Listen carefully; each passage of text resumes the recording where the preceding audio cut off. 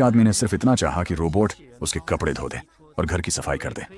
उसे लगा कि अब उसकी मेहनत बच जाएगी, लेकिन कुछ ही देर में पूरा घर तबाही का मैदान बन गया।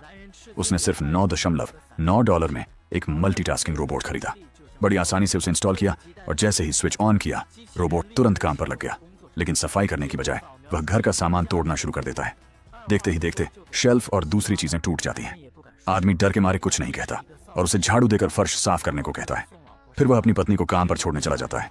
उसके जाते ही रोबोट फर्श की भी बुरी हालत कर देता है। इसके बाद आदमी उसे किचन साफ करने का आदेश देता है, लेकिन रोबोट किचन की जगह सोफे पर केमिकल छिड़कना शुरू कर देता है। थोड़ी देर बाद रोबोट पूछता है कि बेकार तेल कहाँ फेंकना है। आदमी कुछ जवाब दे पाता उससे पहले ही रोबोट स्टोर रूम खोलकर सारा तेल वहीं उड़ेल देता है। इसी बीच आदमी को एक जरूरी फोन आता है और वह घर से बाहर निकल जाता है, लेकिन रोबोट दीवार तोड़कर उसके पीछे बाहर निकल पड़ता है। आदमी उसे किसी तरह वापस घर भेज देता है।